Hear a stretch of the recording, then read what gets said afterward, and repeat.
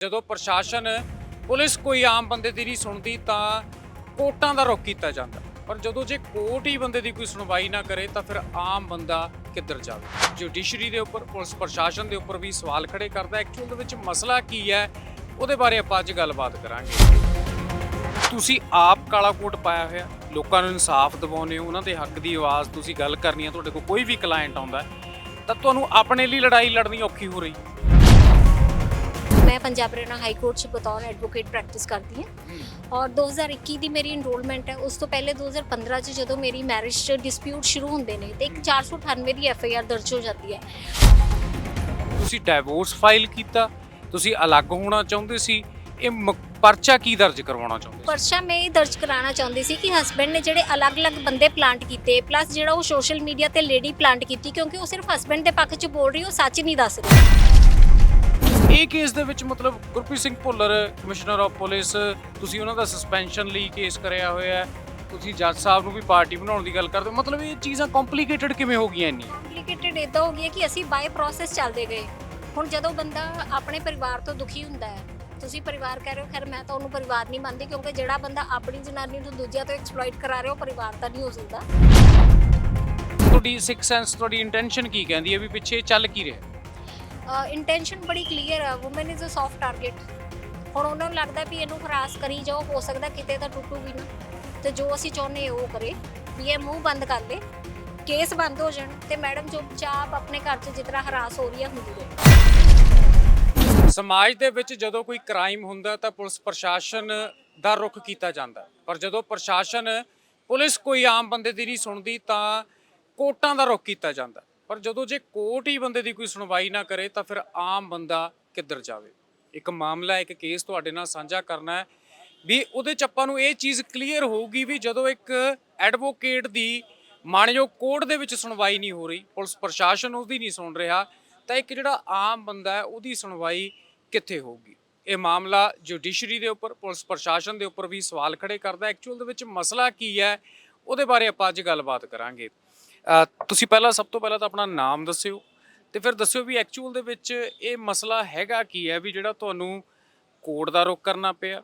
ਵੈਸੇ ਤਾਂ ਕਿਹਾ ਜਾਂਦਾ ਵੀ ਜਿਹਨੇ ਕਾਲਾ ਕੋਟ ਪਾਇਆ ਹੋਇਆ ਉਹਦੇ ਤੋਂ ਰੱਬ ਬਚਾਵੇ, ਤੇ ਕੋਰਟਾਂ, ਕਚਹਿਰੀਆਂ, ਥਾਣਿਆਂ ਤੋਂ ਤੇ ਹਸਪਤਾਲ ਤੋਂ ਵੀ ਰੱਬ ਬਚਾਵੇ।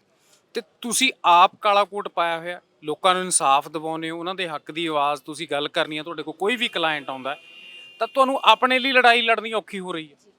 ਸਤਿ ਸ਼੍ਰੀ ਅਕਾਲ ਸਰ। ਸਭ ਤੋਂ ਪਹਿਲੇ ਬਹੁਤ ਧੰਨਵਾਦ ਤੁਹਾਡਾ ਕਿ ਤੁਸੀਂ ਮੇਰੀ ਆਵਾਜ਼ ਬਣ ਕੇ ਜਨਤਾ ਤੱਕ ਪਹੁੰਚਾ ਰਹੇ ਹੋ ਮੇਰੀ ਆਵਾਜ਼ ਨੂੰ।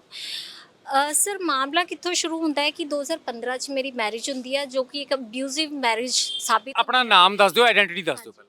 मेरा नाम रवनीत कौर है और मैं पंजाब हरियाणा हाई कोर्ट से बतौर एडवोकेट प्रैक्टिस करती हूँ और 2021 ਦੀ ਮੇਰੀ ਇਨਰੋਲਮੈਂਟ ਹੈ। ਉਸ ਤੋਂ ਪਹਿਲੇ 2015 ਚ ਜਦੋਂ ਮੇਰੀ ਮੈਰਿਜ ਚ ਡਿਸਪਿਊਟ ਸ਼ੁਰੂ ਹੁੰਦੇ ਨੇ ਤੇ ਇੱਕ 498 ਦੀ FIR ਦਰਜ ਹੋ ਜਾਂਦੀ ਹੈ। ਬਟ ਉਸ ਤੋਂ ਬਾਅਦ ਲਗਾਤਾਰ ਹਸਬੈਂਡ ਵੱਲੋਂ ਮੈਨੂੰ ਹਰਾਸ ਕੀਤਾ ਜਾਂਦਾ, ਜੋ ਕਿ ਮੈਨੂੰ ਵੀ ਰਿਵੀਲ ਹੁੰਦਾ ਹੈ ਜਦੋਂ ਸਾਡੇ ਕੋਲ ਕੋਰਟ ਤੇ ਕਾਗਜ਼ ਪਹੁੰਚਦੇ ਨੇ। ਉੱਥੋਂ ਪਤਾ ਲੱਗਦਾ ਕਿ ਅੱਜ ਤੱਕ ਮੇਰੇ ਨਾਲ ਜਿੰਨੀਆਂ ਘਟਨਾਵਾਂ ਨੂੰ ਅੰਜਾਮ ਦਿੱਤਾ ਗਿਆ ਉਹ ਸਾਰੀਆਂ ਘਟਨਾਵਾਂ ਪ੍ਰੀ ਪਲੈਨਡ ਸੀਗੀਆਂ ਔਰ ਹਸਬੈਂਡ ਵੱਲੋਂ ਹੀ ਪਲਾਂਟਡ ਬੰਦੇ ਸੀ। ਉਹ ਸਾਨੂੰ ਕੋਰਟ ਦੇ ਜਦੋਂ ਕਾਗਜ਼ ਹੱਥ ਲੱਗਦੇ ਫਿਰ ਅਸੀਂ ਸਭ ਤੋਂ ਪਹਿਲੇ ਪੁਲਿਸ ਪ੍ਰਸ਼ਾਸਨ ਕੋਲ ਜਾਂਦੇ ਹਾਂ ਕਿ ਸਾਡੀ ਮਦਦ ਕੀਤੀ ਜਾਏ ਔਰ ਇਸ ਬੰਦੇ ਦੇ ਉੱਪਰ ਜਿਹੜੀ ਬਣਦੀ ਧਾਰਾਵਾਂ ਅਧੀਨ ਪਰਚਾ ਦਰਜ ਕੀਤਾ ਜਾਏ।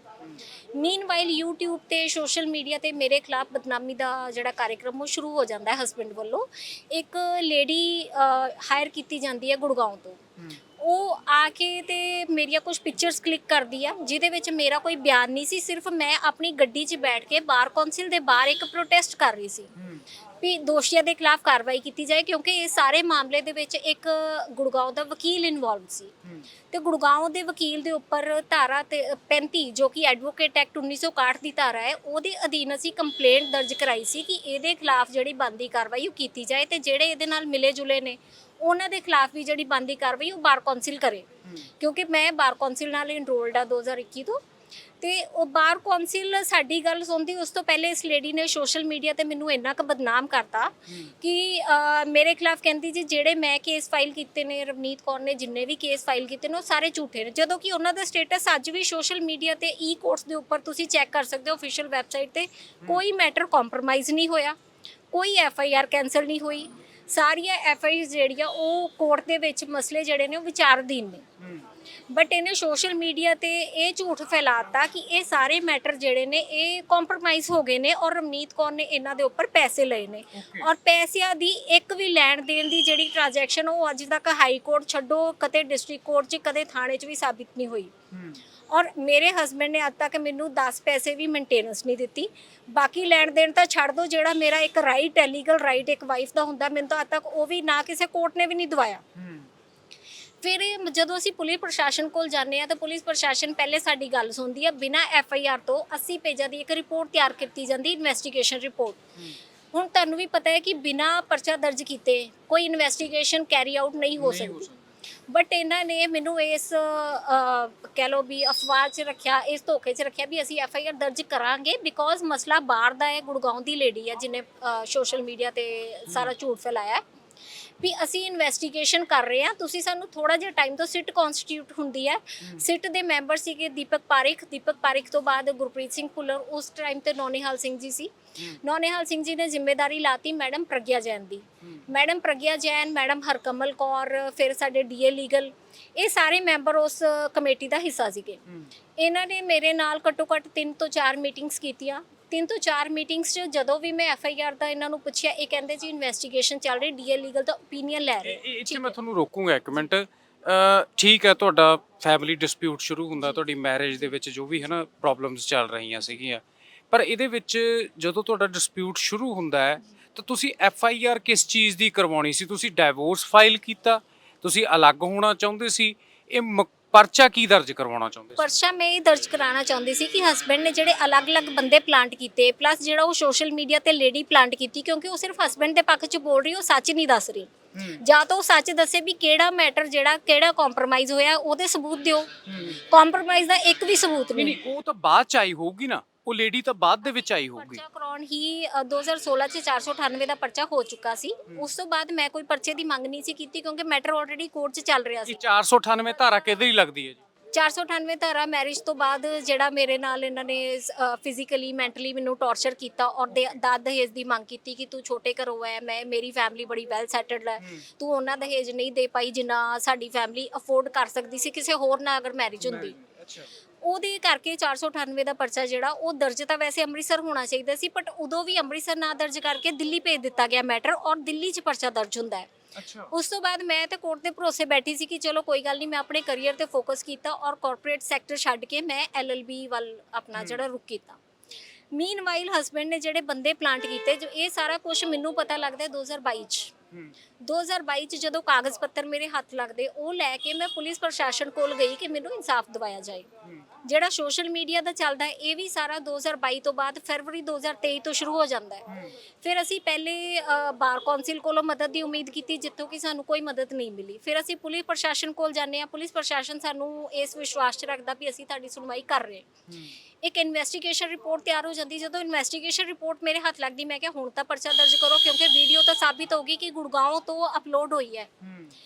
ਉਹਦੇ ਵਿੱਚ ਲੇਡੀ ਦਾ ਨਾਮ ਵੀ ਆ ਜਾਂਦਾ, ਉਹਦਾ IP ਐਡਰੈਸ ਵਗੈਰਾ ਸਭ ਕੁਝ ਹੈ। ਪਰ ਪੁਲਿਸ ਮੈਨੂੰ ਕਹਿੰਦੀ ਹੈ ਜੀ ਤੁਸੀਂ ਇਹ ਕੰਪਲੇਂਟ ਵਿਡਰਾਅ ਕਰ ਲਓ, ਅਸੀਂ ਪਰਚਾ ਦਰਜ ਨਹੀਂ ਕਰਨਾ। ਮੈਂ ਰੀਜ਼ਨ ਪੁੱਛਿਆ ਜੀ ਇੱਦਾਂ ਕਿਉਂ? ਕਹਿੰਦੇ ਜੀ ਅਸੀਂ ਰੀਜ਼ਨ ਨਹੀਂ ਦੱਸ ਸਕਦੇ ਪਰ ਤੁਸੀਂ ਇਹ ਵਿਡਰਾਅ ਕਰੋ। ਮੈਂ ਵਿਡਰਾਅ ਨਾ ਕਰਕੇ ਉੱਥੇ ਧਰਨਾ ਪ੍ਰਦਰਸ਼ਨ ਸ਼ੁਰੂ ਕੀਤਾ। ਮੀਨਵਾਈਲ ਮੈਂ ਇੱਕ ਦਿਨ ਆਪਣੇ ਘਰ ਸੀ ਕਿ 14 ਮਾਰਚ ਧਰਨਾ ਪ੍ਰਦਰਸ਼ਨ ਚੱਲ ਰਿਹਾ ਸੀ, ਰੁਕਿਆ ਨਹੀਂ ਸੀ, ਬਟ ਮੈਂ ਸ਼ਾਮ ਨੂੰ ਆਪਣੇ ਘਰ ਆ ਜਾਂਦੀ ਸੀ। ਉਸ ਤੋਂ ਬਾਅਦ 14 ਮਾਰਚ 2024 ਨੂੰ ਅਚਾਨਕ ਮੇਰੇ ਘਰ ਦੇ ਬਾਹਰ ਪੁਲਿਸ ਦਾ ਕਾਫਲਾ ਲੱਗ ਜਾਂਦਾ ਹੈ। 70-80 ਪੁਲਿਸ ਮੁਲਾਜ਼ਮ, ਜਿਹਦੇ ਵਿੱਚ ਕਾਫੀ ਰਸੂਖਦਾਰ ਪੁਲਿਸ ਆਫੀਸਰ ਜਿਨ੍ਹਾਂ ਨੂੰ ਆਪਾਂ ਕਹਿ ਸਕਦੇ।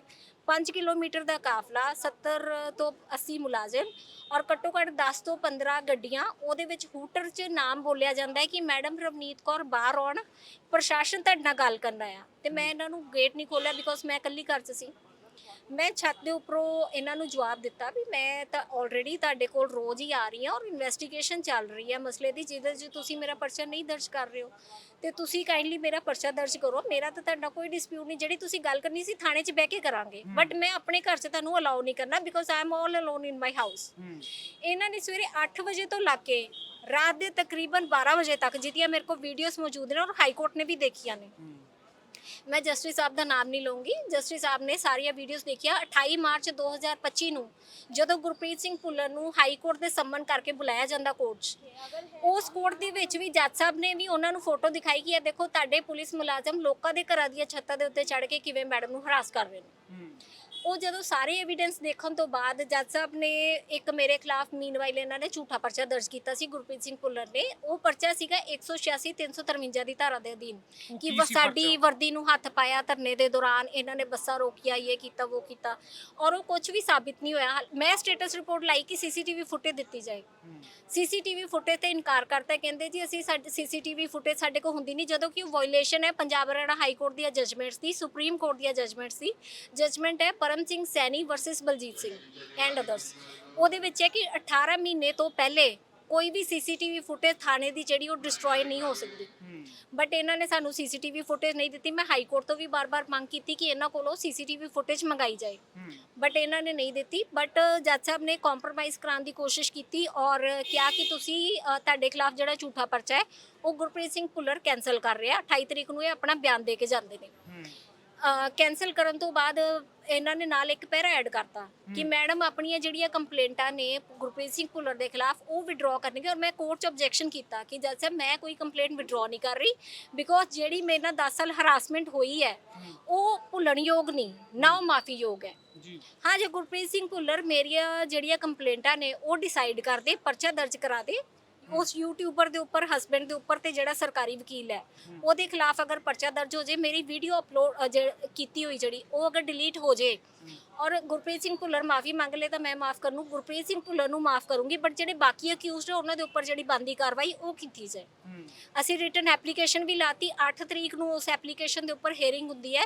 ਉਸ ਤੋਂ ਬਾਅਦ ਜੱਜ ਸਾਹਿਬ ਇਹ ਮੈਟਰ ਜਿਹੜਾ ਉਹ ਰਿਕਿਊਜ਼ ਕਰ ਜਾਂਦੇ ਨੇ ਕਿ ਮੈਂ ਮੈਟਰ ਫਰਦਰ ਨਹੀਂ ਸੁਣਨਾ। ਚਲੋ ਜੱਜ ਸਾਹਿਬ ਦੀ ਆਪਣੀ ਇੱਛਾ ਸੀ, ਉਹ ਨਹੀਂ ਸੁਣਨਾ ਚਾਹੁੰਦੇ ਸੀ, ਮੈਨੂੰ ਉੱਤੇ ਕੋਈ ਆਬਜੈਕਸ਼ਨ ਨਹੀਂ ਸੀ। ਉਸ ਤੋਂ ਬਾਅਦ ਮੈਟਰ ਜਾਂਦਾ ਹੈ ਅਨਦਰ ਕੋਰਟ 'ਚ, ਕੋਰਟ ਨੰਬਰ 64 'ਚ ਮੈਟਰ ਜਾਂਦਾ ਹੈ, ਜਿਹਦੇ ਵਿੱਚ 3 ਵਾਰ ਮੈਟਰ ਟੇਕਨ ਅਪ ਹੁੰਦਾ ਹੈ। ਦੂਸਰੀ ਡੇਟ ਤੇ ਜੱਜ ਸਾਹਿਬ ਕਹਿੰਦੇ ਨੇ, ਪਹਿਲੀ ਡੇਟ ਤੇ ਮੈਟਰ ਅਡਜਰਨ ਹੋ ਜਾਂਦਾ। ਮੈਂ ਸੋਚਿਆ ਵੀ ਸ਼ਾਇਦ ਜੱਜ ਸਾਹਿਬ ਨੇ ਫਾਈਲ ਨਹੀਂ ਪੜ੍ਹੀ ਹੋਣੀ, maybe need some more time to read the matter, ਤੇ ਮੈਂ ਉਸ ਤੇ ਕੋਈ ਆਬਜੈਕਸ਼ਨ ਨਹੀਂ ਕੀਤਾ। ਛੁੱਟੀਆਂ 'ਚ ਵੀ 2 ਵਾਰ ਮੈਟਰ ਲੱਗਦਾ ਹੈ। ਛੁੱਟੀਆਂ ਵਾਲਾ ਬੈਂਚ ਵੀ ਕਹਿੰਦਾ ਹੈ ਵੀ ਇਹ ਮੈਟਰ ਤਾਂ ਮੇਨ ਜਿਹੜਾ ਬੈਂਚ ਕੋਲ ਚੱਲ ਰਿਹਾ ਉਹੀ ਸੁਣਵਾਈ ਕਰਨਗੇ, ਠੀਕ ਹੈ। ਮੇਰਾ ਪ੍ਰੋਟੈਕਸ਼ਨ ਦਾ ਮਸਲਾ ਸੀ ਕਿਉਂਕਿ ਬਾਰ-ਬਾਰ ਪੁਲਿਸ ਮੇਰੇ ਤੇ ਅਟੈਕ ਕਰਦੀ ਹੈ, ਮੇਰੇ ਘਰ ਜਾ ਕੇ ਮੈਨੂੰ ਹਾਊਸ ਅਰੈਸਟ ਕੀਤਾ ਜਾਂਦਾ ਹੈ, ਤੇ ਮੇਰਾ ਉਸ ਸਮੇਂ ਜੂਨ ਦੀਆਂ ਛੁੱਟੀਆਂ ਚੱਲ ਰਹੀ ਸੀ, ਮੇਰਾ ਘਰ ਬੈਠਣਾ ਬੜਾ ਮੁਸ਼ਕਿਲ ਸੀ ਕਿਉਂਕਿ ਪੁਲਿਸ ਕਿਸੇ ਵੀ ਟਾਈਮ ਆ ਕੇ ਮੇਰੇ ਬੈਡਰੂਮ 'ਚ ਬੈਠ ਜਾਂਦੀ ਹੈ। ਔਰ ਇਹ ਚੀਜ਼ ਅਸੀਂ ਹਾਈ ਕੋਰਟ 'ਚ ਵੀ ਦੱਸੀ, ਬਕਾਇਦਾ ਵੀਡੀਓਜ਼ ਦਿਖਾਈਆਂ ਨੇ ਕਿ ਇੱਕ ਸਿਸਟਮ ਹੁੰਦਾ ਹੈ ਵੀ ਤੁਸੀਂ ਅਗਰ ਕਿਸੇ ਦੇ ਘਰ ਜਾ ਰਹੇ ਹੋ, ਤੁਸੀਂ ਡਰਾਇੰਗ ਰੂਮ 'ਚ ਬੈਠੋਗੇ ਜਾਂ ਦਰਵਾਜ਼ਾ ਨੌਕ ਕਰੋਗੇ, ਅਗਲਾ ਬੰਦਾ ਪਤਾ ਨਹੀਂ ਕਿਸ ਕੰਡੀਸ਼ਨ 'ਚ ਬੈਠਾ ਹੁੰਦਾ ਹੈ ਨਾ, ਇਹ ਆਦੇ ਨੇ ਸਿੱਧਾ ਬੈਡਰੂਮ 'ਚ ਆ ਜਾਂਦੇ ਨੇ। ਤੇ ਮੈਂ ਜੱਜ ਸਾਹਿਬ ਨੂੰ ਰਿਕੁਐਸਟ ਕੀਤੀ ਕਿ ਮੈਨੂੰ ਪੁਲਿਸ ਪ੍ਰੋਟੈਕਸ਼ਨ ਦਿੱਤੀ ਜਾਏ ਤਾਂ ਕਿ ਮੇਰੀਆਂ ਵੀ ਛੁੱਟੀਆਂ ਜਿਹੜੀਆਂ ਉਹ ਸੌਖੀਆਂ ਲੰਘ ਸਕਣ। ਛੁੱਟੀਆਂ 'ਚ ਅਸੀਂ ਲਾਇਆ, ਉਹਨਾਂ ਨੇ ਕਿਹਾ ਜੀ ਮੇਨ ਬੈਂਚ ਸੁਣੂਗਾ। ਮੈਂ ਕਿਹਾ ਚਲੋ ਕੋਈ ਗੱਲ ਨਹੀਂ। ਮੇਨ ਬੈਂਚ ਤੇ ਸੁਣਵਾਈ ਹੁੰਦੀ ਹੈ ਫਿਰ 14 ਜੁਲਾਈ ਨੂੰ। 14 ਜੁਲਾਈ ਨੂੰ ਜੱਜ ਸਾਹਿਬ ਕਹਿੰਦੇ ਵੀ ਇਹ ਮੈਟਰ ਜਿਹੜਾ ਕ੍ਰਾਈਮ ਅਗੇਂਸਟ ਵਿਮਨ ਦੇ ਮੇਰੇ ਬੈਂਚ ਦਾ ਮੈਟਰ ਨਹੀਂ, ਕੋਈ ਹੋਰ ਸੁਣੇਗਾ। ਮੈਂ ਕਿਹਾ ਕੋਈ ਗੱਲ ਨਹੀਂ ਜੀ, ਤੁਸੀਂ ਚੀਫ ਸਾਹਿਬ ਕੋਲ ਫਾਈਲ ਭੇਜ ਦਿਓ, ਰਜਿਸਟਰੀ 'ਚ ਫਾਈਲ ਜਾਂਦੀ ਹੈ ਜੋ ਨਾਰਮਲ ਪ੍ਰੋਸੀਜਰ ਹੈ। ਰਜਿਸਟਰੀ ਵਾਲੇ ਚੀਫ ਸਾਹਿਬ ਦੇ ਆਰਡਰ ਲੈ ਕੇ ਕਿਸੇ ਹੋਰ ਬੈਂਚ ਦੇ ਮਾਰਕ ਕਰ ਦਿੰਦੇ। ਉਹਦੇ 'ਚ ਇੱਕ ਗੱਲ ਹੁੰਦੀ ਹੈ ਵੀ ਡੇਟ ਨਹੀਂ ਲੱਗਦੀ, ਡੇਟ ਚੀਫ ਸਾਹਿਬ ਲਾਉਂਦੇ ਨੇ, ਬਟ ਇਹਨਾਂ ਨੇ 31 ਅਕਤੂਬਰ ਡੇਟ ਲਾਤੀ। ਤਾਂ ਆਈ ਵਾਸ ਫਰਸਟ੍ਰੇਟਡ ਆਲਰੇਡੀ ਕਿਉਂਕਿ ਮੇਰੇ ਤੇ ਤਾਂ ਬਾਰ-ਬਾਰ ਅਟੈਕ ਹੋ ਰਹੇ, ਬਾਰ-ਬਾਰ ਲੋਕ ਮੇਰੀ ਰੇਕੀ ਕਰ ਰਹੇ ਨੇ। ਦੇਰ ਆਰ ਮੈਨੀ other things going on, social media ਤੇ ਅਲੱਗ ਇੱਕ ਚੱਲ ਰਿਹਾ। ਤਾਂ ਮੈਂ ਰਿਕੁਐਸਟ ਕੀਤੀ ਅਰਲੀ ਹੀਅਰਿੰਗ ਐਪਲੀਕੇਸ਼ਨ ਲਾ ਕੇ। ਪਹਿਲੇ ਚੀਫ ਸਾਹਿਬ ਦੇ ਮੈਟਰ ਮੈਂ ਮੈਂਸ਼ਨ ਕੀਤਾ, ਚੀਫ ਸਾਹਿਬ ਕਹਿੰਦੇ ਵੀ ਤੁਸੀਂ ਅਰਲੀ ਹੀਅਰਿੰਗ ਐਪਲੀਕੇਸ਼ਨ ਲਾਓ ਤੇ ਜੇ ਜੱਜ ਸਾਹਿਬ ਤੁਹਾਡੀ ਸੁਣਵਾਈ ਜਿਹੜੀ ਉਹ ਮਸਲੇ ਦੀ ਪਹਿਲੇ ਕਰ ਦੇਣ, 31 ਅਕਤੂਬਰ ਤੋਂ ਹਟਾ ਕੇ ਕਿਸੇ ਹੋਰ ਅਰਲੀਐਸਟ ਡੇਟ ਤੇ, ਨਜ਼ਦੀਕੀ ਡੇਟ ਤੇ ਮੈਟਰ ਜਿਹੜਾ ਸੁਣਿਆ ਜਾਏ।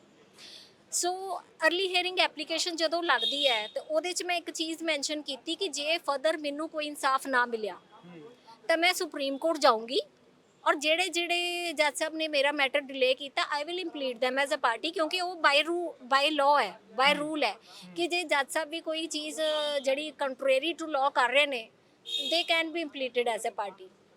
ਸੋ ਉਸ ਗੱਲ ਤੇ ਜੱਜ ਸਾਹਿਬ ਨੂੰ ਇੰਨਾ ਕੋਈ ਗੁੱਸਾ ਆ ਜਾਂਦਾ ਕਿ ਜੱਜ ਸਾਹਿਬ ਨੇ ਭੁੱਲਰ ਦੇ ਖਿਲਾਫ ਤਾਂ ਕੀ ਐਕਸ਼ਨ ਲੈਣਾ ਸੀ, ਉਹਨਾਂ ਨੇ ਮੇਰੇ ਤੇ ਐਕਸ਼ਨ ਲੈ ਕੇ ਇੱਕ ਕੰਟੈਂਪਟ ਨੋਟਿਸ ਇਸ਼ੂ ਕਰਤਾ ਕਿ ਮੈਡਮ ਤੁਸੀਂ ਸਾਡਾ ਨਾਂ ਲਿਖ ਕੇ ਬੜੀ ਵੱਡੀ ਗਲਤੀ ਕੀਤੀ ਹੈ, ਤੁਸੀਂ ਕੋਰਟ ਦੀ ਬੇਇੱਜ਼ਤੀ ਕੀਤੀ। ਔਰ ਮੇਰੀ ਐਪਲੀਕੇਸ਼ਨ 'ਚ ਕਿਤੇ ਵੀ ਕੋਈ ਡੈਰੋਗੇਟਰੀ ਲੈਂਗੁਏਜ ਨਹੀਂ, ਕੋਈ ਅਬਿਊਜ਼ਿੰਗ ਲੈਂਗੁਏਜ ਨਹੀਂ, ਕੋਈ ਐਲੀਗੇਸ਼ਨ ਨਹੀਂ।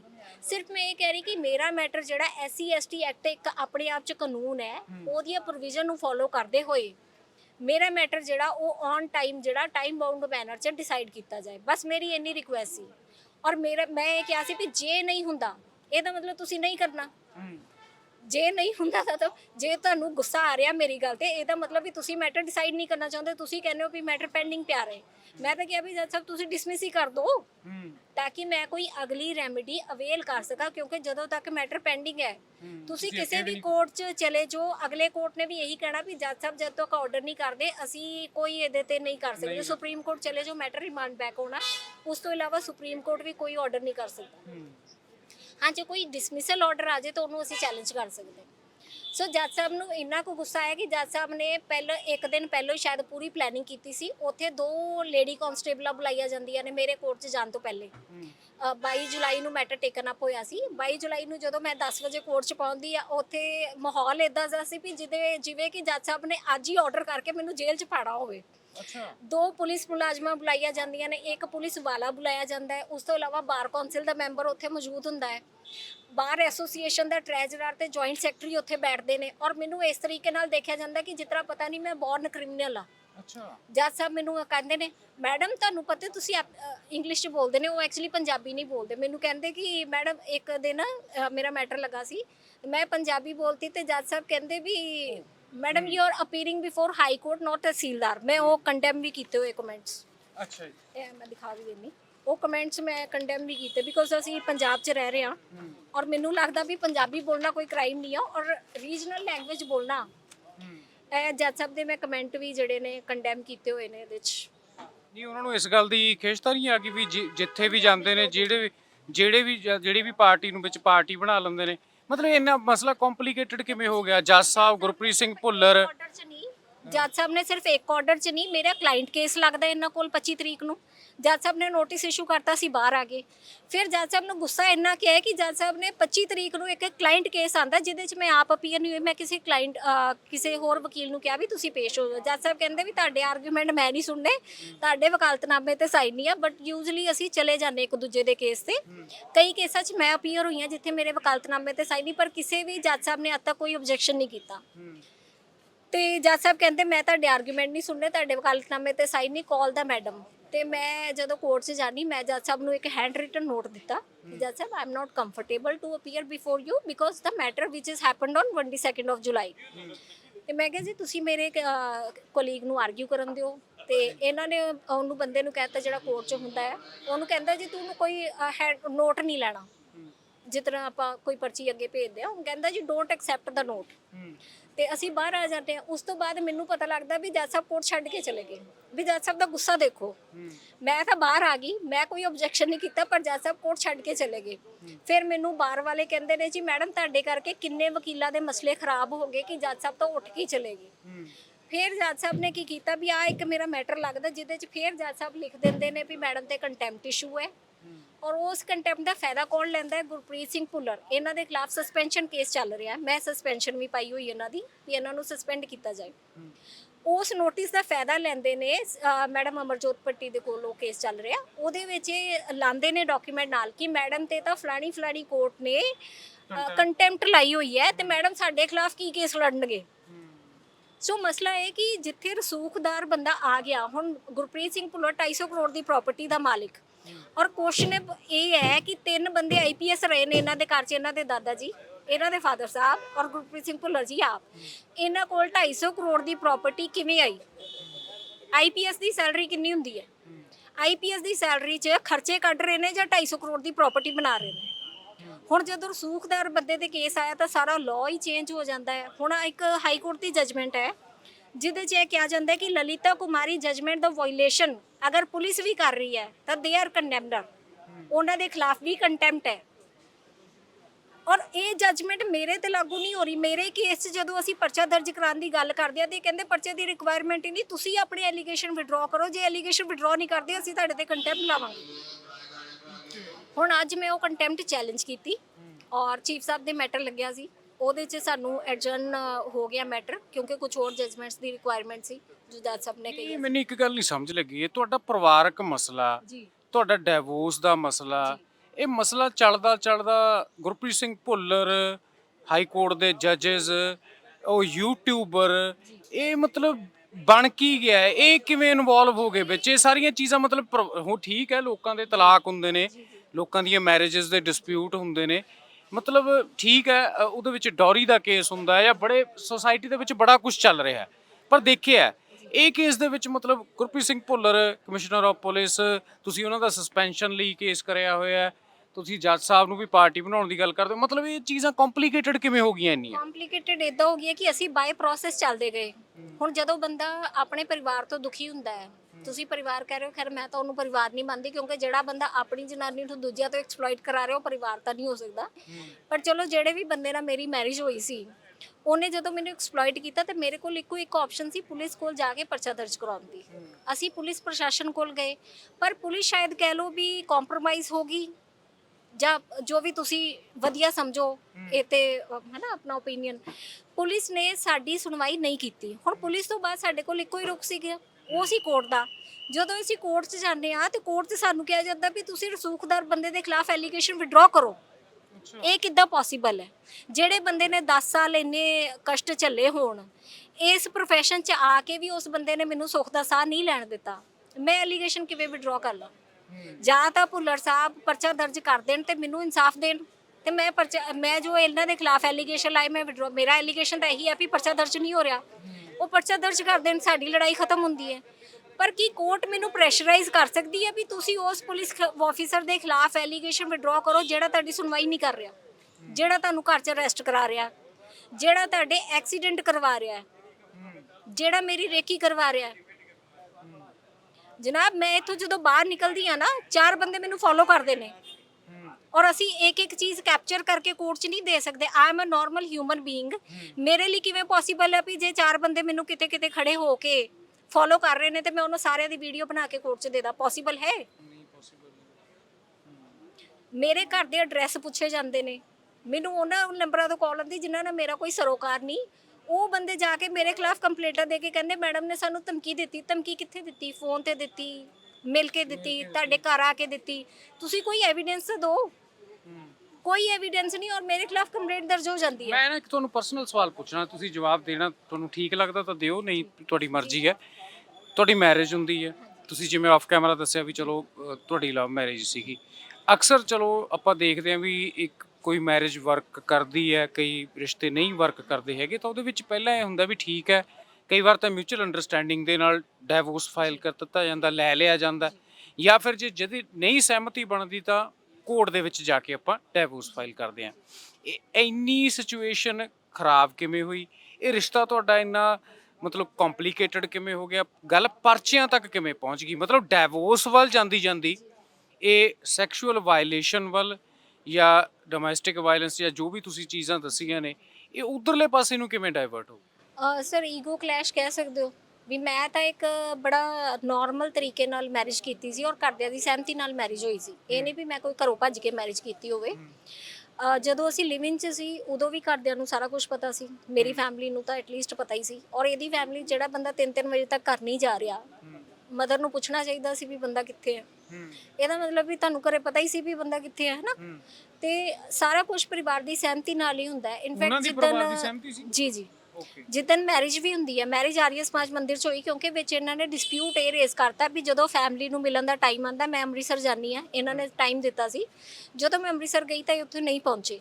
ਵਾਪਿਸ ਮੈਂ ਗੁੜਗਾਉਂ ਆਈ, ਜਦੋਂ ਮੈਂ ਪੁੱਛਣ ਦੀ ਕੋਸ਼ਿਸ਼ ਕੀਤੀ ਵੀ ਤੁਸੀਂ ਆਏ ਨਹੀਂ, ਉਸ ਤੋਂ ਬਾਅਦ ਇਹਨਾਂ ਨੇ ਇੱਕ ਡਿਸਪਿਊਟ ਰੇਜ਼ ਕਰਤਾ ਤੇ ਪੁਲਿਸ ਕੰਪਲੇਂਟ ਬਣ ਜਾਂਦੀ ਆ। ਉਹ ਗਵਾਂਢੀਆਂ ਨੇ ਕੀਤੀ ਸੀ, ਮੈਂ ਨਹੀਂ ਕੀਤੀ ਸੀ। ਮੈਂ ਤਾਂ ਇਹਨਾਂ ਦੇ ਘਰ ਦੇ ਬਾਹਰ ਖੜੀ ਸੀ ਵਿਆਹ ਤੋਂ ਪਹਿਲਾਂ ਹੀ। ਵਿਆਹ ਤੋਂ ਪਹਿਲਾਂ ਹੀ ਗਵਾਂਢੀਆਂ ਨੂੰ ਆਬਜੈਕਸ਼ਨ ਹੋਇਆ ਵੀ ਇਹ ਕੁੜੀ ਸਵੇਰ ਦੀ ਖੜੀ ਆ, 12 ਵਜ ਗਏ ਆ, ਕੋਈ ਦਰਵਾਜ਼ਾ ਖੋਲ ਨਹੀਂ ਰਿਹਾ, ਤੇ ਕੱਲ ਨੂੰ ਇਹਦੇ ਨਾਲ ਕੋਈ ਗੱਲ ਹੋ ਗਈ ਤਾਂ ਅਸੀਂ ਸਾਰੇ ਹੀ ਫਸਾਂਗੇ। ਉਹ ਪੁਲਿਸ ਬੁਲਾਉਂਦੇ ਨੇ। ਪੁਲਿਸ ਜਦੋਂ ਇਹਨਾਂ ਨੂੰ ਸਾਦੀ ਤੇ ਇਹ ਕਹਿੰਦਾ ਜੀ ਮੈਂ ਮੈਰਿਜ ਨਹੀਂ ਕਰਨੀ। ਤੇ ਜਦੋਂ ਪੁਲਿਸ ਨੇ ਪਰਚਾ ਦਰਜ ਕਰਨ ਦੀ ਕੋਸ਼ਿਸ਼ ਕੀਤੀ ਤੇ ਫਿਰ ਇਹਨੇ ਮੈਰਿਜ ਕਰ ਲਈ। ਮੈਰਿਜ ਕਰਨ ਦੇ ਅਗਲੇ ਦਿਨ ਬਾਅਦ ਹੀ ਇਹਨੇ ਮੈਨੂੰ ਲਗਾਤਾਰ ਟੌਰਚਰ ਕਰਨਾ ਸ਼ੁਰੂ ਕਰਤਾ ਵੀ ਜੇ ਮੇਰੀ ਮੈਰਿਜ ਕਿਸੇ ਵੱਡੇ ਘਰ 'ਚ ਹੁੰਦੀ ਤੇ ਮੈਨੂੰ ਇੰਨਾ ਦਾਜ ਮਿਲਦਾ। ਔਰ ਬਕਾਇਦਾ ਸਾਰੀਆਂ ਚੀਜ਼ਾਂ ਔਨ ਰਿਕਾਰਡ ਨੇ। I never say any haywire things. Message 'ਚ ਕਹਿ ਰਿਹਾ, ਕਹਿੰਦਾ you are from keechad background. ਮੇਰੀ ਮੈਰਿਜ ਤਾਂ ਇੱਥੇ ਹੋਣੀ ਸੀ, but maybe multiple options ਹੋਣਗੇ ਉਸ ਟਾਈਮ ਤੇ ਉਹਦੇ ਕੋਲ, ਬਟ ਮੈਂ ਕਮਿਟਡ ਸੀ ਤਾਂ ਮੈਂ ਮੈਰਿਜ ਕੀਤੀ। ਤੇ ਉਸ ਟਾਈਮ ਤੇ ਫਿਰ ਉਹ ਪਰਚੇ ਵੱਲ ਗੱਲ ਤਾਂ ਤੁਰ ਜਾਂਦੀ ਕਿ ਮੈਂ ਤਾਂ ਆਪਣੀ ਮੈਰਿਜ ਨਿਭਾਉਣਾ ਚਾਹੁੰਦੀ ਸੀ, ਬਟ ਇਹ ਬੰਦਾ ਲਗਾਤਾਰ ਜਦੋਂ ਮੈਨੂੰ ਟੌਰਚਰ ਕਰ ਰਿਹਾ, ਤੇ ਮੈਂ ਵੀ ਇਨਸਾਨ ਆ, ਮੈਂ ਕਦੋਂ ਤੱਕ ਹਨਾ ਟੌਰਚਰ ਬਰਦਾਸ਼ਤ ਕਰ ਸਕਦੀ। ਤੁਹਾਨੂੰ ਨਹੀਂ ਲੱਗਦਾ ਵੀ ਤੁਸੀਂ ਬਹੁਤ ਵੱਡਾ ਗਲਤ ਫੈਸਲਾ ਲੈ ਲਿਆ? ਸਰ ਮੈਂ ਇਨਸਾਨ ਹੈ, ਇਨਸਾਨ ਗਲਤੀਆਂ ਦਾ ਪੁਤਲਾ ਹੁੰਦਾ, ਕਹਿੰਦੇ ਪਿਆਰ ਅੰਧਾ ਹੁੰਦਾ ਹੈ, ਤਾਂ ਮੇ ਵੀ ਜਿਹੜਾ ਮੇਰੀ ਚੋਇਸ ਸੀ, ਸ਼ਾਇਦ ਮੇਰੀ ਚੋਇਸ ਗਲਤ ਸੀ। ਜ਼ਿਆਦਾ ਅੰਨੇ ਹੋ ਗਏ ਤੁਸੀਂ ਪਿਆਰ ਦੇ ਵਿੱਚ, ਇਹ ਕਿਹਾ ਜਾ ਸਕਦਾ? ਕਿਉਂਕਿ ਇੱਕ ਚੀਜ਼ ਵੈਸੇ ਮੈਨੂੰ ਦੇਖੋ, ਮੈਨੂੰ ਤੁਹਾਡੀ ਸਟੋਰੀ ਨਹੀਂ, ਹਾਂ ਨਹੀਂ ਨਹੀਂ, ਮੈਨੂੰ ਤੁਹਾਡੀ ਪਿਛਲੀ ਸਟੋਰੀ ਨਹੀਂ ਪਤਾ। ਜੋ ਤੁਸੀਂ ਦੱਸ ਰਹੇ ਹੋ, ਜੋ ਤੁਸੀਂ ਆਫ ਕੈਮਰਾ ਦੱਸਿਆ, ਮੈਂ ਤਾਂ ਉਹਦੇ ਤੇ ਇੱਕ ਆਬਜ਼ਰਵ ਕਰਕੇ ਚੀਜ਼ਾਂ ਕਰ ਰਿਹਾ। ਤੁਸੀਂ ਆਪ ਸੇ ਦੇਖੋ ਵੀ ਇੱਕ ਸ਼ਖਸ ਤੁਹਾਡੇ ਨਾਲ ਲਿਵ ਇਨ ਦੇ ਵਿੱਚ ਰਹਿ ਰਿਹਾ ਹੈ, ਠੀਕ ਹੈ, ਤੁਸੀਂ ਰਹਿ ਰਹੇ ਹੋ, ਸਹਿਮਤੀ ਦੇ ਨਾਲ ਰਹਿ ਰਹੇ ਹੋ, ਹਨਾ, ਜੋ ਵੀ ਹੈ, ਪਰ ਉਸ ਤੋਂ ਬਾਅਦ ਤੁਸੀਂ ਕਮਿਟਡ ਹੋ, ਤੁਸੀਂ ਵਿਆਹ ਕਰਵਾਉਣਾ ਚਾਹੁੰਦੇ ਹੋ, ਸਾਹਮਣੇ ਵਾਲਾ ਬੰਦਾ ਵਿਆਹ ਲਈ ਰੈਡੀ ਨਹੀਂ ਹੈਗਾ, ਐਂਡ ਤੁਸੀਂ ਉਹਦੇ ਘਰ ਦੇ ਬਾਹਰ ਜਾਂਦੇ ਹੋ ਤੇ ਉਹ ਘਰ ਦਾ ਕੁੰਡਾ ਨਹੀਂ ਖੋਲਦਾ। ਸੋ ਮਤਲਬ ਇੱਥੇ ਇਹ ਕਿਹਾ ਜਾ ਸਕਦਾ ਵੀ ਇੰਨੇ ਜ਼ਿਆਦਾ ਤੁਸੀਂ ਬਲਾਈਂਡ ਹੋ ਗਏ ਵੀ ਤੁਹਾਨੂੰ ਇਹ ਚੀਜ਼ ਦਿਖੀ ਨਹੀਂ ਵੀ ਇਹਦੇ ਬੜੇ ਕੌਨਸੀਕੁਐਂਸਸ ਤੁਹਾਨੂੰ ਆਉਣ ਵਾਲੇ ਟਾਈਮ ਦੇ ਵਿੱਚ। ਕਿਉਂਕਿ ਮੈਂ ਜਿੱਥੇ ਤੱਕ ਜਿੰਨੀ ਮੇਰੀ ਸਮਝ ਹੈ ਜਾਂ ਜੋ ਮੈਂ ਲਾਈਫ ਦਾ ਤਜਰਬਾ ਕੀਤਾ ਹੈ, ਤੁਸੀਂ ਰਿਸ਼ਤਿਆਂ ਨੂੰ ਜਿੰਨਾ ਬੰਨ੍ਹ ਕੇ ਰੱਖਣ ਦੀ ਕੋਸ਼ਿਸ਼ ਕਰਦੇ ਹੋ, ਉਹ ਉਨੇ ਤੁਹਾਡੇ ਹੱਥ 'ਚੋਂ ਖਿਸਕਦੇ ਨੇ, ਤੇ ਜਿੰਨਾ ਤੁਸੀਂ ਖੁੱਲਾ ਛੱਡ ਕੇ ਰੱਖਦੇ ਹੋ, ਤੇ ਜਿੰਨਾ ਇੱਕ ਚੀਜ਼ ਹੋਰ ਵੀ ਹੈ, ਇੱਕ ਬੜੀ ਸਿਆਣੀ ਗੱਲ ਇਹ ਹੈ ਵੀ ਜੇ ਸਾਹਮਣੇ ਵਾਲਾ ਬੰਦਾ ਤੁਹਾਨੂੰ ਰਿਸਪੈਕਟ ਹੀ ਨਹੀਂ ਦੇ ਰਿਹਾ, ਤੁਹਾਡੇ ਨਾਲ ਉਨਾ ਅਟੈਚਡ ਹੀ ਨਹੀਂ ਹੈਗਾ ਇਮੋਸ਼ਨਲੀ, ਤਾਂ ਬੰਨ੍ਹ ਕੇ ਰੱਖਣਾ is not the solution, problem ਦਾ ਉਹ ਹੱਲ ਨਹੀਂ ਹੈ। ਪਰ ਇਹ ਤੇ ਗੱਲਾਂ ਹੁਣ ਸਮਝ ਆਉਂਦੀਆਂ ਨਾ, ਉਸ ਟਾਈਮ ਤੇ ਤਾਂ ਮੈਂ ਵੀ, ਮੇਰੀ ਏਜ 26 ਸੀ ਜਦੋਂ ਮੇਰੀ ਮੈਰਿਜ ਹੋਈ, ਤੇ ਮੈਂ ਸ਼ਾਇਦ ਇੰਨਾ ਮੈਚੁਰ ਨਹੀਂ ਸੀ, ਜਿਹੜੀਆਂ ਗੱਲਾਂ ਤੁਸੀਂ ਅੱਜ ਕਹਿ ਰਹੇ ਹੋ ਮੈਂ ਇੰਨੀਆਂ ਨਹੀਂ ਸੋਚੀਆਂ ਨਾ। ਅਗਰ ਮੈਂ ਇੰਨੀ ਦੂਰਦਰਸ਼ੀ ਹੁੰਦੀ ਤਾਂ ਮੈਂ ਵਿਆਹ ਹੀ ਨਾ ਕਰਦੀ। ਸੋ ਇੱਥੇ ਮੇਰੇ ਕੋਲ ਗਲਤੀ ਹੋਈ ਆ, ਬਟ ਇੱਕ ਗਲਤੀ ਦੀ ਤੁਸੀਂ ਬੰਦੇ ਨੂੰ ਸਾਰੀ ਉਮਰ ਤਾਂ ਸਜ਼ਾ ਨਹੀਂ ਦੇ ਸਕਦੇ ਨਾ। ਅਗਰ ਮੇਰੇ ਕੋ ਗਲਤੀ ਹੋ ਗਈ ਤਾਂ ਉਸ ਗਲਤੀ ਦਾ ਸੋਲੂਸ਼ਨ ਹੈ ਕਿ ਬੰਦਾ ਡਿਵੋਰਸ ਫਾਈਲ ਕਰ ਦਿੰਦਾ, ਬਟ ਡਿਵੋਰਸ ਨਾ ਫਾਈਲ ਕਰਕੇ 4 ਬੰਦੇ ਪਲਾਂਟ ਕਰਨਾ ਔਰ ਆਪਣੀ ਲੀਗਲੀ ਵੈਡਡ ਵਾਈਫ ਨੂੰ ਐਕਸਪਲੋਇਟ ਕਰਾਣਾ, ਇਹ ਕਿੱਥੋਂ ਤੱਕ ਜਾਇਜ਼ ਹੈ? ਔਰ ਮੈਂ ਮਜ਼ਾਕ ਨਹੀਂ ਕਰ ਰਹੀ, ਉਸੀ 4 ਕੇਸਾਂ 'ਚ ਬੰਦਾ ਇਕੱਲਾ ਹੀ ਪਾਰਟੀ ਹੈ, ਔਰ ਇਹ ਬੰਦੇ ਮੈਨੂੰ ਅਨਨੋਨ ਨੇ। ਮੈਨੂੰ ਕਿਵੇਂ ਪਤਾ ਲੱਗੂਗਾ ਵੀ ਕਿਹੜਾ ਬੰਦਾ ਮੇਰੇ ਕੋਲ ਕਿਵੇਂ ਤੇ ਕਦੋਂ ਆ ਰਿਹਾ ਹੈ, ਇੰਟੈਂਸ਼ਨ ਨਾਲ ਆ ਰਿਹਾ ਜਾਂ ਕੀ ਕਰ ਹੈਨਾ? ਤੇ ਇਹ 4 ਕੇਸਾਂ 'ਚ ਬੰਦਾ ਪਾਰਟੀ ਬੰਦਾ, ਫਿਰ ਇੱਕ ਅਰੈਸਟ ਆਰਡਰ ਨਿਕਲਦਾ ਹੈ। ਜਿਹੜੇ ਕੇਸ 'ਚ ਗਵਾਹ ਬਣਿਆ ਹੋਇਆ ਸੀ, ਉਸੇ ਕੇਸ 'ਚ ਜਦੋਂ ਇਹ ਕੋਰਟ 'ਚ ਨਹੀਂ ਜਾਂਦਾ ਤਾਂ ਕੋਰਟ ਇੱਕ ਅਰੈਸਟ ਆਰਡਰ ਕੱਢਦੀ ਹੈ ਇਹਦੇ ਖਿਲਾਫ। ਅਰੈਸਟ ਆਰਡਰ ਵੀ ਪੁਲਿਸ ਅੱਜ ਤੱਕ ਐਗਜ਼ੀਕਿਊਟ ਨਹੀਂ ਕਰ ਪਾਈ, ਕਿਉਂਕਿ ਪੁਲਿਸ ਤਾਂ ਆਪ ਇਹਨਾਂ ਨਾਲ ਹੈਂਡ ਇਨ ਗਲਵਜ਼ ਹੈ, ਪੁਲਿਸ ਕਿੱਥੋਂ ਐਗਜ਼ੀਕਿਊਟ ਕਰਾਊਗੀ ਆਰਡਰ? ਸੋ ਕੰਪਲੀਟਲੀ ਇੱਕ pre planned cooked up story ਜਿਹੜੀ ਉਹ ਬਣਾਈ ਜਾਂਦੀ ਇਹਨਾਂ ਵੱਲੋਂ, ਤਾਂ ਕਿ ਮੈਡਮ ਨੂੰ ਕਿਸੇ ਨਾ ਕਿਸੇ ਤਰੀਕੇ ਅਸੀਂ ਜੇਲ੍ਹ 'ਚ ਪਾਈਏ ਔਰ ਆਪਣਾ ਮਨਚਾਹਾ ਆਰਡਰ ਕਰਾਈਏ, ਜੋ ਕਿ ਹੁਣ ਕੋਟਾ ਤੋਂ ਤੁਸੀਂ ਕੀ ਚਾਹੁੰਦੇ ਹੋ? ਤੁਹਾਡੇ ਕੀ ਮਤਲਬ, ਤੁਸੀਂ ਡਾਈਵੋਰਸ ਚਾਹੁੰਦੇ ਹੋ? ਤੁਸੀਂ ਚਲੋ ਠੀਕ ਹੈ, ਤੁਸੀਂ ਇਨਸਾਫ ਮੰਗ ਰਹੇ ਹੋ, ਕਿਸ ਤਰੀਕੇ ਦਾ ਇਨਸਾਫ ਤੁਹਾਨੂੰ ਚਾਹੀਦਾ? ਇਨਸਾਫ ਸਰ, ਜੋ ਮੇਰੀ ਕਾਨੂੰਨੀ ਲੜਾਈ ਜਿਹਦੇ 'ਚ ਹੁਣ ਮੈਂ 10 ਸਾਲ ਲਾਏ ਆ, ਪਹਿਲੀ ਗੱਲ ਤਾਂ ਇਹ ਕਿ ਇਸ ਬੰਦੇ ਦੇ ਉੱਪਰ ਬਣਦੀਆਂ ਧਾਰਾਵਾਂ ਅਧੀਨ ਪਰਚਾ ਦਰਜ ਹੋਏ, ਜੋ ਮੇਰੇ ਖਿਲਾਫ ਇਹਨੇ ਸੋਸ਼ਲ ਮੀਡੀਆ ਤੇ ਜੋ ਵੀ ਬਕਵਾਸ ਲਿਖੀ ਹੈ ਉਹ ਸਾਰੀ ਡਿਲੀਟ ਕੀਤੀ ਜਾਏ, ਔਰ ਜੱਜ ਸਾਹਿਬ ਮੇਰੇ ਖਿਲਾਫ ਨਾ ਚੱਲ ਕੇ ਜੋ ਬਣਦੀ ਧਾਰਾ ਹੈ, ਜੋ ਬਣਦਾ ਨਿਯਮ ਹੈ ਕਾਨੂੰਨ ਦੇ, ਉਹਦੇ ਮੁਤਾਬਿਕ ਫੈਸਲਾ ਦੇਣ, ਨਾ ਕਿ ਪਰਸਨਲ ਹੋ ਕੇ ਅਗਰੈਸ਼ਨ 'ਚ ਆ ਕੇ। ਤੁਸੀਂ ਅਗਰੈਸ਼ਨ 'ਚ ਆ ਕੇ ਮੇਰੇ ਖਿਲਾਫ ਕੰਟੈਂਪਟ ਲਾ ਰਹੇ ਹੋ, ਜੱਜ ਸਾਹਿਬ ਦੀ ਤੇ ਕਦੀ ਵੀ ਟ੍ਰਾਂਸਫਰ ਹੋ ਜਾਏ, ਵਕੀਲ ਨੇ ਤਾਂ ਇੱਥੇ ਰਹਿਣਾ ਨਾ। ਤੁਸੀਂ ਦੇਖੋ ਵੀ ਸੋਸ਼ਲ ਮੀਡੀਆ ਤੇ ਮੇਰੀ ਇੰਨੀ ਬਦਨਾਮੀ ਕੀਤੀ ਜਿਹੜੀ ਜੱਜ ਸਾਹਿਬ ਨੇ, ਹੁਣ ਪੋਸਟਾਂ ਪੈ ਰਹੀ ਆ ਜੀ, women advocate slams with contempt notice, women advocate ਤੇ ਕੰਟੈਂਪਟ ਇਹ ਕੌਣ ਪਾ ਰਿਹਾ ਸੀ ਇਹ ਸੋਸ਼ਲ ਮੀਡੀਆ ਤੇ? ਹੁਣ ਜਦੋਂ ਜੱਜ ਸਾਹਿਬ ਆਰਡਰ ਕਰਨਗੇ ਤਾਂ ਸੋਸ਼ਲ ਮੀਡੀਆ ਤੇ ਤਾਂ ਸੋਸ਼ਲ ਮੀਡੀਆ ਵਾਲੇ ਹੀ ਪਾਉਣਗੇ। It is a highlighted news. ਕਿਸੇ ਇਨ ਹਾਊਸ ਲਾਇਰਸ ਦੇ ਉੱਤੇ ਕੰਟੈਂਪਟ ਲੱਗ ਜਾਣਾ, that too without any concrete evidence, without any allegation, ਉਹ ਆਪਣੇ ਆਪ 'ਚ ਇੱਕ ਨਿਊਜ਼ ਹੈ। ਔਰ ਮੈਂ ਜਦੋਂ ਕੰਟੈਂਪਟ ਤਾਂ ਬਾਅਦ 'ਚੋਂ ਲੱਗੀ, ਇੰਟੈਂਸ਼ਨ ਦੇਖੋ ਤੁਸੀਂ ਵੀ ਪਹਿਲਾਂ ਹੀ ਪੁਲਿਸ ਬੁਲਾ ਲਈ ਗਈ ਹੈ, ਇਹਦਾ ਮਤਲਬ ਤੁਹਾਡੀ ਇੰਟੈਂਸ਼ਨ ਸਹੀ ਨਹੀਂ ਸੀ। ਪੁਲਿਸ ਤਾਂ ਉਦੋਂ ਬੁਲਾਈ ਜਾਂਦੀ ਹੈ ਜਦੋਂ ਬੰਦੇ ਨੂੰ ਅਰੈਸਟ ਕਰਾਉਣਾ ਹੋਵੇ, ਜਦ ਬੰਦਾ ਕੋਈ ਨਿਊਸੈਂਸ ਕ੍ਰੀਏਟ ਕਰ। ਮੈਂ ਤਾਂ ਰੋਜ਼ ਇਹਨਾਂ ਕੋਰਟਾਂ 'ਚ ਪੇਸ਼ ਨਹੀਂ, ਉਹਨਾਂ ਨੂੰ ਕਿਤੇ ਐਂ ਤਾਂ ਨਹੀਂ ਸੀਗਾ ਵੀ ਮੈਡਮ ਰਵਨੀਤ ਕੌਰ ਨੇ ਆਉਣਾ, ਵੀ ਉਹਦੀ ਤਾਂ ਸੁਭਾਅ ਇਹੋ ਜਿਹਾ ਵੀ ਉਹਨੇ ਨਿਊਸੈਂਸ ਕ੍ਰੀਏਟ ਕਰਨੀ ਹੈ ਤੇ 2 ਛਪਾਟੇ ਪਹਿਲਾਂ ਹੀ ਬੁਲਾ ਲਓ। ਜੇ ਮੇਰਾ ਸੁਭਾਅ ਇਦਾਂ ਦਾ ਹੋਵੇ ਤੇ ਮੇਰੇ ਤਾਂ ਰੋਜ਼ ਕੋਰਟਾਂ 'ਚ ਹੀ ਕੇਸ ਲੱਗਦੇ, ਔਰ ਇਹਨਾਂ ਕੋਰਟਾਂ 'ਚ ਹੀ ਕੇਸ ਲੱਗਦੇ ਨੇ। ਮੈਂ ਕੋਈ ਪਹਿਲੇ ਦਿਨ ਤਾਂ ਕੋਰਟ 'ਚ ਨਹੀਂ ਪੇਸ਼ ਹੋ ਰਹੀ ਸੀ। ਚੀਫ ਸਾਹਿਬ ਦੀ ਕੋਰਟ 'ਚ ਰੋਜ਼ ਜਾਨੀ, ਚੀਫ ਸਾਹਿਬ ਤਾਂ ਨਹੀਂ ਪੁਲਿਸ ਬੁਲਾ ਰਹੇ ਨਾ, ਚੀਫ ਸਾਹਿਬ ਕਹਿ ਰਹੇ ਵੀ ਤੁਸੀਂ ਹਿੰਦੀ ਪੰਜਾਬੀ ਕਿਉਂ ਬੋਲੀ। ਜੇ ਚੀਫ ਸਾਹਿਬ ਨੂੰ ਪ੍ਰੋਬਲਮ ਨਹੀਂ ਤੇ ਸਿੰਗਲ ਬੈਂਚ ਨੂੰ ਪ੍ਰੋਬਲਮ ਕਿਉਂ? ਤੁਹਾਡੇ ਹਸਬੰਡ ਨੇ ਕੋਈ ਇੰਟਰਵਿਊ, ਕੋਈ ਮੀਡੀਆ ਦੇ ਸਾਹਮਣੇ ਜਾਂ ਕੋਈ ਉਹਨਾਂ ਨੇ ਆਪਣਾ ਪੱਖ ਰੱਖਣ ਦੀ ਕੋਸ਼ਿਸ਼ ਕੀਤੀ ਹੈ? ਕਿਤੇ ਇਹਨਾਂ ਨਾ ਹੋਵੇ ਤੁਹਾਡੀ ਕਹਾਣੀ ਕੁਝ ਹੋਰ ਆ, ਉਹਨਾਂ ਦੀ ਕੁਝ ਹੋਰ ਹੀ ਨਿਕਲੇ।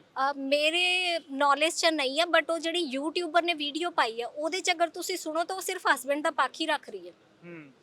ਉਹ ਮੇਰਾ ਪੱਖ ਨਹੀਂ ਰੱਖ ਰਹੀ, ਨਾ ਉਹ ਸੱਚ ਦੱਸ ਰਹੀ ਹੈ। ਮੈਂ ਨਹੀਂ ਕਹਿ ਰਹੀ ਵੀ ਤੂੰ ਮੇਰਾ ਪੱਖ ਰੱਖ, ਲੇਕਿਨ ਸੱਚ ਤਾਂ ਦੱਸ। ਹੁਣ ਤੁਸੀਂ ਜਿਹੜੀਆਂ ਉਹ ਸਟੇਟਸ ਦੱਸਦੀ ਹੈ FIR ਦੇ, ਔਰ ਜਿਹੜਾ ਸਟੇਟਸ ਐਕਚੁਅਲੀ ਕੋਰਟ 'ਚ ਚੱਲ ਰਿਹਾ ਉਹ ਕੋਰਟ ਦੇ ਕੋਲ ਹੈ। ਕੋਰਟ ਕਿਉਂ ਨਹੀਂ ਆਬਜੈਕਸ਼ਨ ਕਰ ਰਹੀ? ਕੁਐਸਚਨ ਤਾਂ ਇਹ ਵੀ ਹੈ ਨਾ। ਵੈਸੇ ਤਾਂ ਕੋਰਟ ਸੂਮੋਟੋ ਐਕਸ਼ਨ ਬੜੀ ਜਲਦੀ ਲੈ ਲੈਂਦੀ, ਜਿਸ ਤਰ੍ਹਾਂ ਮੇਰੇ ਖਿਲਾਫ ਲੈ ਲਿਆ। ਫਿਰ ਕੋਰਟ ਇੱਥੇ ਸੂਮੋਟੋ ਐਕਸ਼ਨ ਕਿਉਂ ਨਹੀਂ ਲੈ ਰਹੀ ਵੀ FIR ਦਾ ਸਟੇਟਸ ਤਾਂ ਇਹ ਆ, ਬਟ YouTube ਤੇ ਐ ਚੱਲ ਰਿਹਾ, ਫਿਰ ਤੁਸੀਂ ਇੱਥੇ ਵੀ ਸੂਮੋਟੋ ਐਕਸ਼ਨ ਲਓ। ਵੂਮਨ ਕਮਿਸ਼ਨ 'ਚ ਗਏ ਹੋ ਤੁਸੀਂ? ਵਿਮਨ ਕਮਿਸ਼ਨ, ਐਸੀ ਕਮਿਸ਼ਨ, ਕੋਈ ਕਮਿਸ਼ਨ ਨਹੀਂ ਜਿਹੜਾ ਅਸੀਂ ਛੱਡਿਆ ਹੋਵੇ। ਹਿਊਮਨ ਰਾਈਟ ਕਮਿਸ਼ਨ 'ਚ ਵੀ ਗਏ, ਮੈਂ ਤੁਹਾਨੂੰ ਉਹਦਾ ਵੀ ਇੱਕ ਆਰਡਰ ਦਿਖਾ ਦਿੰਦੀ ਆ। ਗੁਰਪ੍ਰੀਤ ਸਿੰਘ ਭੁੱਲਰ ਨੂੰ ਉੱਥੇ ਵੀ ਬੁਲਾਇਆ ਗਿਆ ਸੀ, ਉੱਥੇ ਵੀ ਇਹਨੇ ਸਹੀ ਰਿਪੋਰਟ ਪੇਸ਼ ਨਹੀਂ ਕੀਤੀ। ਓਕੇ। ਲਗਾਤਾਰ ਫਾਲਸ ਰਿਪੋਰਟਸ, ਲਗਾਤਾਰ ਹਰਾਸਮੈਂਟ। ਕਿ ਹੁਣ ਜੱਜ ਸਾਹਿਬ ਤੋਂ ਹਰਾਸਮੈਂਟ ਕਰਾਉਣੀ ਸ਼ੁਰੂ ਕਰਤੀ। ਤੁਸੀਂ ਦੱਸੋ ਵੀ ਜਿੱਥੋਂ ਅਸੀਂ ਇਨਸਾਫ ਲੈਣਾ, ਜਿੱਥੇ ਅਸੀਂ ਕੰਮ ਕਰਨਾ, ਜੋ ਮੇਰਾ ਲਾਈਵਲੀਹੁੱਡ ਹੈ, ਜਿੱਥੋਂ ਮੇਰਾ ਘਰ ਚੱਲਦਾ, ਇਹਨੇ ਤੇ ਉਹ ਜੱਜ ਸਾਹਿਬ ਵੀ ਮੇਰੇ ਖਿਲਾਫ ਕਰਤੇ।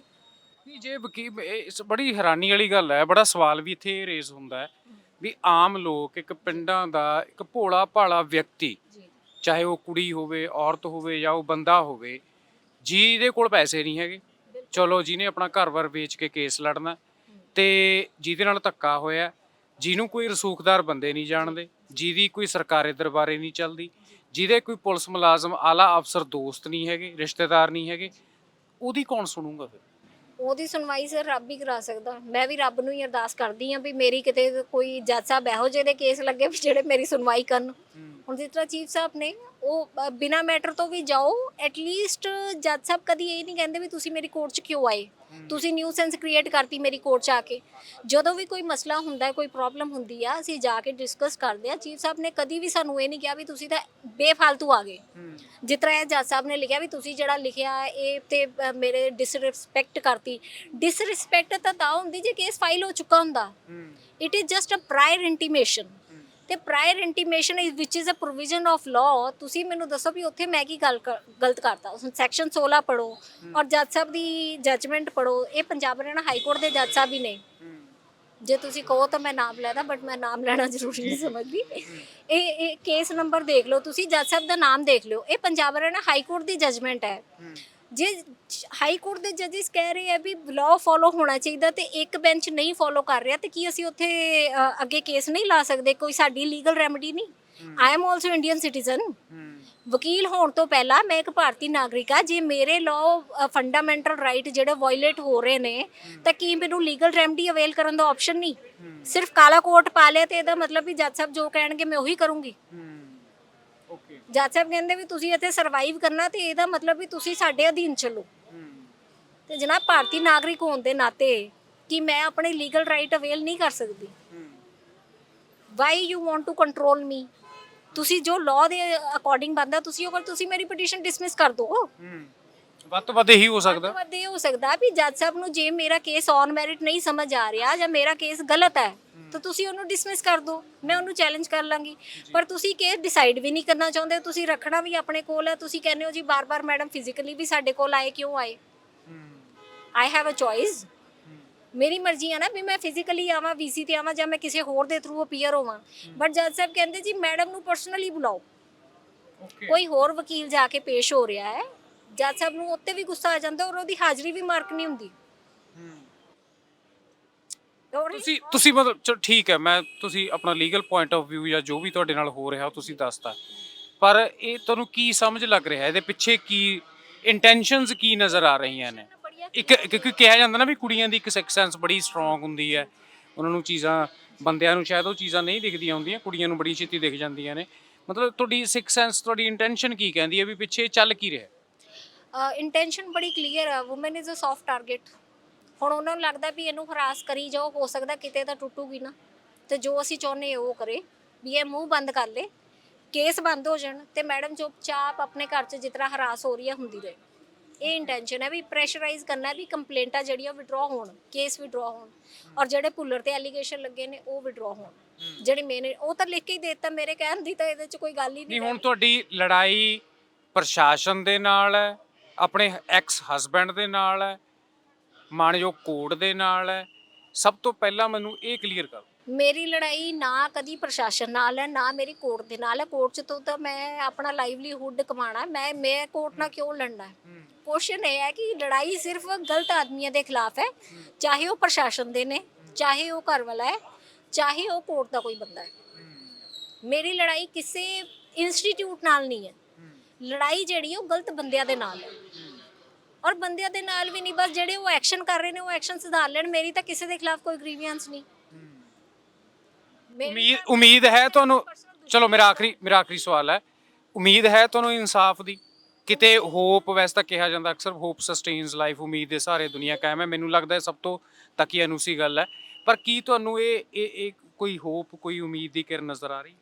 ਉਮੀਦ ਹੈ ਤਾਂ ਅਸੀਂ ਬਾਰ-ਬਾਰ ਪਟੀਸ਼ਨਾਂ ਲਾ ਰਹੇ ਹਾਂ ਕਿ ਕੋਈ ਜੱਜ ਸਾਹਿਬ ਤੇ ਸੁਣਵਾਈ ਕਰਨਗੇ। ਹੋ ਸਕਦਾ ਵੀ ਇੱਕ ਨਾ ਉਹ ਮੇਰਾ ਕੇਸ ਨਾ ਸਮਝ ਆਏ, ਦੂਜੇ ਨੂੰ ਨਾ ਸਮਝ ਆਏ, ਪਰ ਕਿਸੇ ਨੂੰ ਤਾਂ ਆਏਗਾ। ਇਸੇ ਉਮੀਦ 'ਚ ਅਸੀਂ ਕਰ ਰਹੇ ਹਾਂ। ਚਲੋ ਇੱਕ ਆਖਰੀ ਸਵਾਲ, ਜੋ ਤੁਹਾਡੇ ਸਵਾਲ ਤੋਂ ਹੀ ਮੈਨੂੰ ਤੁਹਾਡੀ ਜਵਾਬ ਦੇ ਉੱਪਰੋਂ ਗੱਲ ਯਾਦ ਆ ਗਈ ਹੈ ਵੀ ਕਿਸੇ ਜੱਜ ਨੂੰ ਤਾਂ ਮੇਰਾ ਕੇਸ ਸਮਝ ਆਵੇ, ਹਾਈ ਕੋਰਟ ਦੇ ਮਾਣਯੋਗ ਜੱਜ ਹੋਣ ਤੇ ਉਹਨਾਂ ਨੂੰ ਤੁਹਾਡਾ ਕੇਸ ਸਮਝ ਨਾ ਲੱਗੇ, ਇਹ how is it possible? Case ਸਮਝ ਆ ਚੁੱਕਾ ਹੈ। ਮੈਂ ਇਹ ਨਹੀਂ ਕਹਿ ਰਹੀ ਕਿ ਉਹਨਾਂ ਨੂੰ ਜੇ ਕੇਸ ਸਮਝ ਨਾ ਆਇਆ ਹੁੰਦਾ ਤੇ FIR ਕੈਂਸਲ ਨਾ ਹੁੰਦੀ। ਕੇਸ ਸਮਝ ਆ ਚੁੱਕਾ ਹੈ। ਜੇ ਕੇਸ ਸਮਝ ਨਾ ਆਇਆ ਹੁੰਦਾ ਤੇ ਐਲੀਗੇਸ਼ਨ ਵਿਡਰਾਅ ਦੀ ਗੱਲ ਨਾ ਆਉਂਦੀ। ਗੱਲ ਸਿਰਫ ਇਹ ਹੈ ਕਿ ਸਟਰੋਂਗ ਪੁਲਿਸ ਵਾਲੇ ਦੇ ਖਿਲਾਫ ਐਕਸ਼ਨ ਕੌਣ ਲੈਂਦਾ ਹੈ। ਇਹ ਗੱਲ ਇਹ ਨਹੀਂ ਕਿ ਕੇਸ ਸਮਝ ਨਹੀਂ ਆਇਆ। ਮੇਰਾ ਭਾਵ ਸੀ ਕਿ ਕੇਸ ਤਾਂ ਦੇਖੋ, ਜਿੰਨੇ ਕੋਈ ਬੰਦਾ ਤਾਂ ਐਕਸ਼ਨ ਲਏਗਾ ਨਾ। ਹੁਣ ਜਿਸ ਤਰ੍ਹਾਂ ਇਹ ਜਜਮੈਂਟ ਹੈ, ਇਹ ਵੀ ਤਾਂ ਕਿਸੇ ਦੇ ਪੁਲਿਸ ਵਾਲੇ ਦੇ ਖਿਲਾਫ ਹੀ ਹੈ। ਇਸੇ ਤਰੀਕੇ ਨਾਲ ਹੋ ਸਕਦਾ ਕਿਸੇ ਇਹੋ ਜਿਹੇ ਬੈਂਚ ਤੇ ਕੇਸ ਜਾਏ ਕਿ ਉਹ ਮੇਰੇ ਜੋ ਬਾਈ ਲਾਅ ਬਣਦਾ ਹੈ ਉਹਨਾਂ ਨਿਯਮਾਂ ਦੇ ਅਨੁਸਾਰ ਮੇਰਾ ਕੇਸ ਜਿਹੜਾ ਉਹ ਡਿਸਾਈਡ ਹੋਏ। ਜੀ ਬਹੁਤ ਬਹੁਤ ਧੰਨਵਾਦ ਜੀ। ਸੋ ਇਹ ਸਨ Ravneet Kaur, advocate, Punjab and Haryana high court, ਜਿਨ੍ਹਾਂ ਦੀ ਕਹਾਣੀ ਬੜੀ ਕੰਪਲਿਕੇਟਡ ਹੈ ਪਰ ਸਵਾਲ ਵੀ ਰੇਜ਼ ਕਰਦੀ ਹੈ ਵੀ ਇੱਥੇ ਜਦੋਂ ਵਕੀਲ ਦੀ ਸੁਣਵਾਈ ਮਾਣਯੋਗ ਕੋਰਟਾਂ ਦੇ ਵਿੱਚ ਨਹੀਂ ਹੋ ਰਹੀ ਤਾਂ ਫਿਰ ਆਮ ਬੰਦੇ ਦੀ ਸੁਣਵਾਈ ਕਿੱਥੇ ਹੋਵੇਗੀ। ਸੋ ਇਹ ਮਸਲਾ ਤੁਹਾਡੇ ਨਾਲ ਸ਼ੇਅਰ ਕਰਨ ਦਾ, ਸਾਂਝਾ ਕਰਨ ਦਾ ਮਕਸਦ ਇਹੀ ਸੀਗਾ ਵੀ ਅੱਜ ਦੀ ਸੁਸਾਇਟੀ ਦੇ ਵਿੱਚ ਕਿਹਾ ਜਾਂਦਾ ਵੀ ਇੰਡੀਆ ਸਭ ਤੋਂ ਵੱਡੀ ਇੱਕ ਲੋਕਤੰਤਰਿਕ ਕੰਟਰੀ ਹੈ, ਜਿੱਥੇ ਨਿਆਂਪਾਲਿਕਾਵਾਂ ਨੇ, ਪ੍ਰਸ਼ਾਸਨ ਹੈ, ਜਿੱਥੇ ਇਨਸਾਫ ਕੀਤਾ ਜਾਂਦਾ ਹੈ, ਪਰ ਲੋਕ ਇਨਸਾਫ ਲੈਣ ਦੇ ਲਈ ਦਰ ਦੀਆਂ ਠੋਕਰਾਂ ਖਾ ਰਹੇ ਨੇ, ਜਿਨ੍ਹਾਂ ਦੇ ਵਿੱਚ ਹੁਣ ਇੱਕ ਰਵਨੀਤ ਕੌਰ ਦਾ ਨਾਮ ਵੀ ਸ਼ਾਮਲ ਹੋ ਗਿਆ। ਪੂਰਾ ਮਸਲਾ ਤੁਹਾਡੇ ਨਾਲ ਸਾਂਝਾ ਕਰ ਦਿੱਤਾ। ਕਮੈਂਟਾਂ ਦੇ ਵਿੱਚ ਆਪਣੇ ਸੁਝਾਅ ਸਾਡੇ ਨਾਲ ਜ਼ਰੂਰ ਸਾਂਝੇ ਕਰਿਓ।